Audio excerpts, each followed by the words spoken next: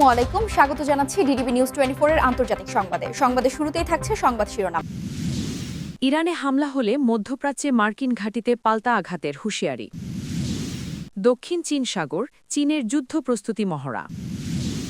Iran চুক্তি করতে মরিয়া, দাবি ট্রাম্পের। যুদ্ধবন্ধে রাশিয়া ও যুক্তরাষ্ট্রকে ডেডলাইন দিল কিয়েভ। নাইজেরিয়ায় সন্ত্রাসীদের গুলিতে নিহত ৩০। জুনের মধ্যে যুদ্ধ শেষ করতে রাশিয়া ইউক্রেনকে চাপ দিচ্ছে যুক্তরাষ্ট্র, জোরালো দাবি জেলেনস্কির। এতক্ষণ শুনছিলেন সংবাদ শিরোনাম, এখন থাকছে বিস্তারিত। ইরানে হামলা হলে মধ্যপ্রাচ্যে মার্কিন ঘাঁটিতে পাল্টা আঘাতের হুঁশিয়ারি। ওয়াশিংটন যদি ইরানের ভূখণ্ডে হামলা চালায় তাহলে মধ্যপ্রাচ্যে অবস্থিত যুক্তরাষ্ট্রের সামরিক ঘাঁটিগুলোতে পাল্টা হামলা চালানো হবে, এমন হুঁশিয়ারি দিয়েছে ইরান। কাতার ভিত্তিক সংবাদ মাধ্যম আল জাজিরাকে দেওয়া এক সাক্ষাৎকারে এই কথা বলেছেন দেশটির পররাষ্ট্রমন্ত্রী আব্বাস আরাগচি স্পষ্ট করে বলেন, যুক্তরাষ্ট্র হামলা চালালে আমেরিকার মূল ভূখণ্ডে আঘাত হানার কোনো পরিকল্পনা ইরানের নেই। তবে মধ্যপ্রাচ্যে থাকা মার্কিন ঘাঁটিগুলো ইরানের প্রতিক্রিয়ার লক্ষ্যবস্তু হবে। আল জাজিরাকে দেওয়া সাক্ষাৎকারের অংশবিশেষ তিনি নিজের সরকারি টেলিগ্রাম চ্যানেলেও প্রকাশ করেছেন। সাক্ষাৎকারে ইরানের পারমাণবিক কর্মসূচি নিয়েও কথা বলেন পররাষ্ট্রমন্ত্রী। তিনি জানান, পারমাণবিক সমৃদ্ধিকরণ তেহরানের একটি অবিচ্ছেদ্য অধিকার। তবে এই বিষয়টি নিয়ে যুক্তরাষ্ট্রের সঙ্গে একটি স্বস্তিজনক চুক্তিতে পৌঁছাতে ইরান প্রস্তুত। তিনি বলেন, পারমাণবিক সমৃদ্ধিকরণ আমাদের অখণ্ড অধিকার এবং এটি চালু থাকবে। বোমাবর্ষণ করেও আমাদের ক্ষমতা ধ্বংস করা যায়নি। আমরা সমৃদ্ধিকরণ নিয়ে একটি স্বস্তিজনক চুক্তিতে পৌঁছাতে প্রস্তুত। তিনি আরও জানান, যুক্তরাষ্ট্রের সঙ্গে পরবর্তী দফার আলোচনার জন্য এখনও কোনো নির্দিষ্ট তারিখ চূড়ান্ত হয়নি। তবে তেহরান ও ওয়াশিংটন উভয় পক্ষই মনে করছে আলোচনা শীঘ্রই হওয়া উচিত। তবে ক্ষেপণাস্ত্র কর্মসূচি নিয়ে কোনো ধরনের আলোচনা হবে না বলে কড়া অবস্থান জানিয়েছেন ইরানের পররাষ্ট্রমন্ত্রী। তার ভাষায়, ক্ষেপণাস্ত্র কর্মসূচি কখনোই আলোচ্য বিষয় নয়, এটি আমাদের প্রতিরক্ষার। এদিকে শুক্রবার ওমানের রাজধানী মাস্কাটে ইরান ও যুক্তরাষ্ট্রের প্রতিনিধিদের মধ্যে পরোক্ষ সংলাপ অনুষ্ঠিত হয়েছে। বৈঠক শেষে যুক্তরাষ্ট্রের প্রেসিডেন্ট ডোনাল্ড ট্রাম্প বলেন, ইরানের সঙ্গে আলোচনা খুবই ভালো হয়েছে। দক্ষিণ চীন সাগর, চীনের যুদ্ধ প্রস্তুতি মহড়া। চীনের নৌ ও বিমান বাহিনী দক্ষিণ চীন সাগরে সোমবার থেকে শুক্রবার পর্যন্ত যুদ্ধ প্রস্তুতি মহড়া চালিয়েছে। শনিবার ৭ ফেব্রুয়ারি দেশটির সাউদার্ন থিয়েটার কমান্ডের বরাত দিয়ে রয়টার্স এ তথ্য নিশ্চিত করেছে। বিবৃতিতে বলা হয়েছে, দক্ষিণ চীন সাগরে অস্থিরতা তৈরি করতে ফিলিপিন এই অঞ্চলের বাইরের দেশগুলোকে একত্রিত করে তথাকথিত দ্বিপাক্ষিক বিমান পহরা পরিচালনা করেছে, যা এই অঞ্চলের শান্তি ও স্থিতিশীলতাকে ক্ষুণ্ণ করছে। এমন পরিস্থিতিতে সাউদার্ন থিয়েটার কমান্ডের বাহিনী উচ্চ সতর্কতায় থাকবে এবং দৃঢ়ভাবে চীনের আঞ্চলিক সার্বভৌমত্ব ও সামুদ্রিক অধিকার ও স্বার্থ রক্ষা করবে।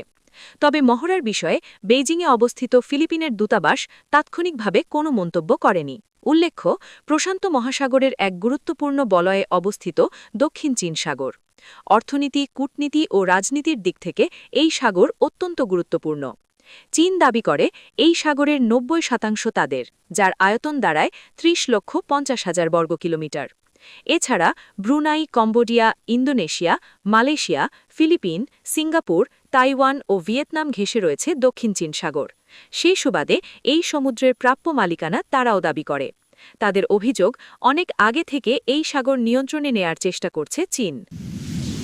ইরান চুক্তি করতে মরিয়া, দাবি ট্রাম্পের। আমাদের খুব ভালো আলোচনা হয়েছে এবং মনে হয় ইরান একটি চুক্তিতে পৌঁছাতে চায় বলে মন্তব্য করেছেন মার্কিন প্রেসিডেন্ট ডোনাল্ড ট্রাম্প। শুক্রবার ওমানের রাজধানী মাস্কাটে ইরান মার্কিন আলোচনা নিয়ে সবশেষ প্রতিক্রিয়ায় একথা বলেছেন তিনি। ফ্লোরিডার পাম বিচের মার এ লাগো রিসর্টে ভ্রমণের সময় সাংবাদিকদের প্রশ্নের জবাবে ট্রাম্প এই মন্তব্য করেন।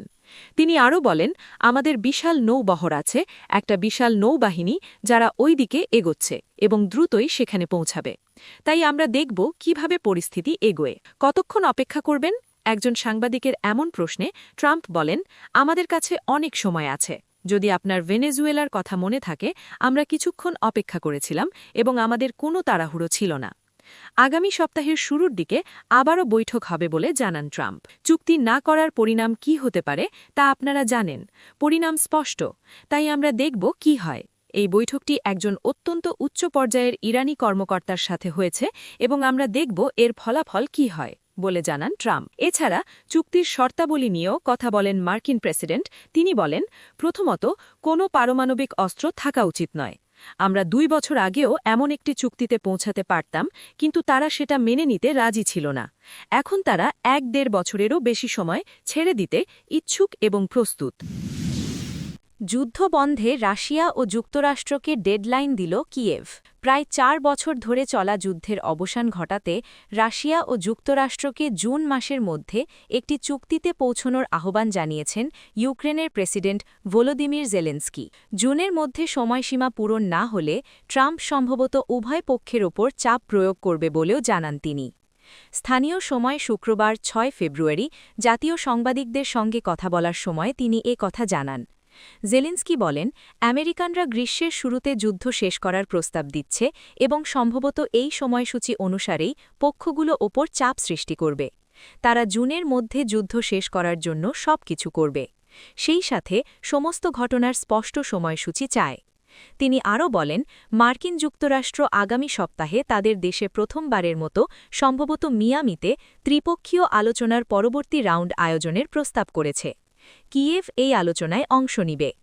এর আগে যুদ্ধবন্ধে কূটনৈতিক প্রচেষ্টার অংশ হিসেবে প্রথমবারের মতো আবুধাবিতে যুক্তরাষ্ট্রের মধ্যস্থতায় রাশিয়া ও ইউক্রেন নেতারা আলোচনা করেছেন।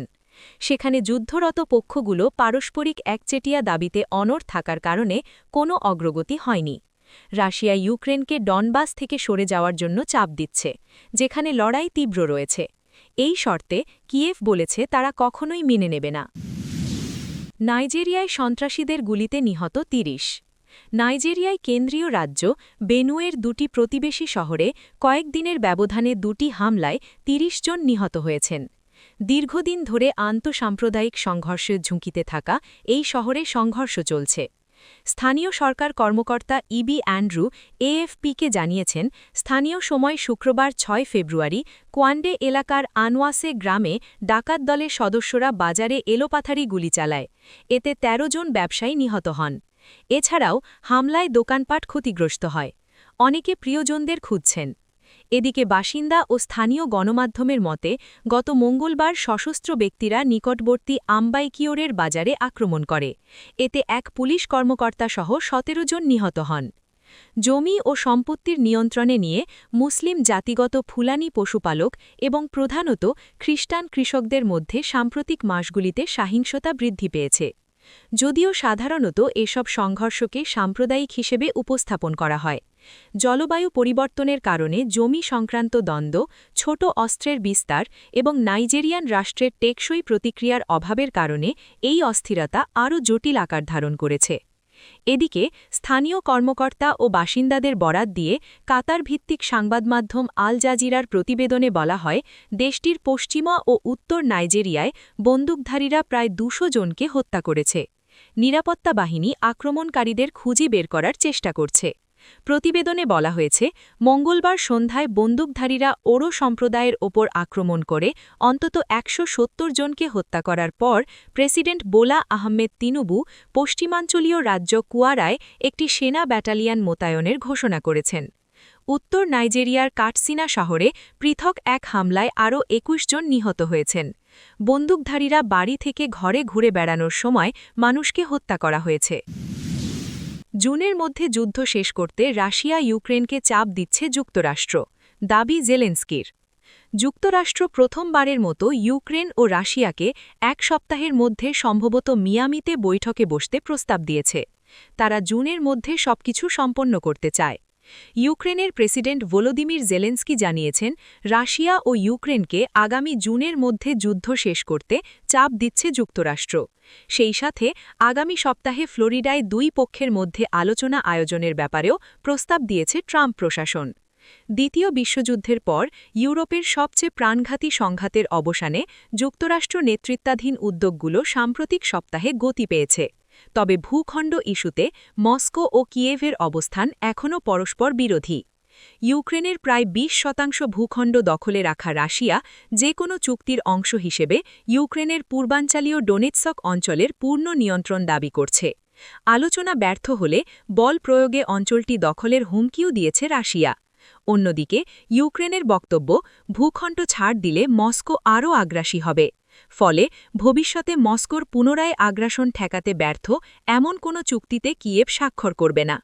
শনিবার 7 ফেব্রুয়ারি প্রকাশিত এক বক্তব্যে সাংবাদিকদের জেলেন্সকি বলেন, যুক্তরাষ্ট্র প্রথমবারের মতো ইউক্রেন ও রাশিয়াকে এক সপ্তাহের মধ্যে সম্ভবত মিয়ামিতে বৈঠকে বসতে প্রস্তাব দিয়েছে।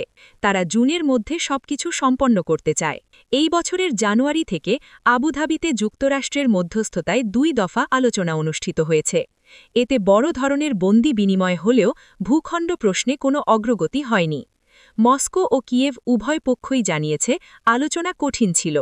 জেলেন্সকি একাধিকবার ক্ষোভ প্রকাশ করে বলেছেন, রাশিয়ার তুলনায় ইউক্রেনকে অসামঞ্জস্যপূর্ণ ছাড় দিতে চাপ দেওয়া হচ্ছে।